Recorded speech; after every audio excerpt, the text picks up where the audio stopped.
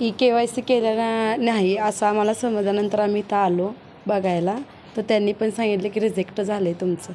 माही सेवेमध्ये करून पण रिजेक्ट होत असलं तर आपण काय करायचं ह्याच्यावर. या आधीचे हप्ते वगैरे आपले 31 डिसेंबरपर्यंतच आमचे हप्ते सगळ्यांचे आले, त्याच्यानंतरचे हप्ते आले नाही.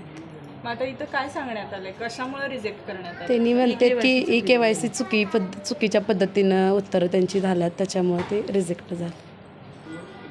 ते महासेवेत काय करतात आम्हाला तरी काय माहिती. त्यांना दाखवलं तर ते म्हटले की झाले का सक्सेस झाले. त्यांनी ते लॅपटॉपवर दाखवलं पण नाही, फक्त सक्सेस झालेच म्हणाले.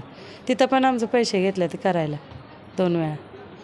या ठिकाणी आता काय सांगण्यात आलं आपल्याला? रिजेक्ट झाले, KYC चुकीचे झाले म्हणून सांगितलं. आता काहीच होऊ शकत नाही.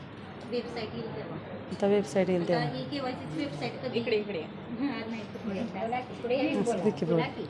KYCची वेबसाईट कधी येईल त्यावेळेस परत KYC करा म्हणून सांगितलं. मग त्यानंतर तुमची लाडक्या बहिणीचे हप्ते सुरू होतील. हां, म्हणजे करून बघा म्हटलं. होतील नाही होतील काय असं काय माहीत नाही.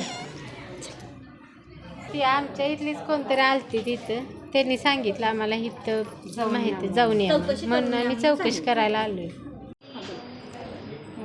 आम्हाला ना पहिला जेव्हा लाडकी बहीण योजनेचा अर्ज भरला मी, त्यानंतर एक 6 महिने तरी भेटले असतील रेग्युलर. डिसेंबरनंतर काय हप्ते भेटलेलेच नाही आहेत. त्यानंतर KYC करण्याचं सांगण्यात आलं, ते केलं. त्यानंतर पण 1-2-3 महिने आलेलंच नाही आहे रेग्युलर.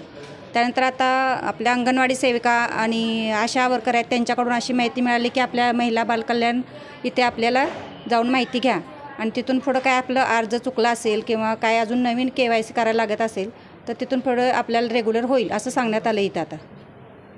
आता इथं आल्यानंतर एवढीच माहिती मिळाली की ज्यांचं चुकलं आहे किंवा काय माहिती द्यायचं राहिलं असेल, अर्ज परत भरायचं असतील तर परत KYC जेव्हा येईल KYC तेव्हा आपलं चालू होईल रेग्युलर. ते नाही सांगितलं. ते केव्हा सरकारवरून केव्हा आपल्याला सांगण्यात येईल ते नाही सांगता आलं. फक्त आता जे थांबलं आहे ते थांबलेच. ते कधी होईल पुढून तेव्हा रेग्युलर होईल प्रक्रिया. आत्तापुरती एवढीच माहिती भेटली.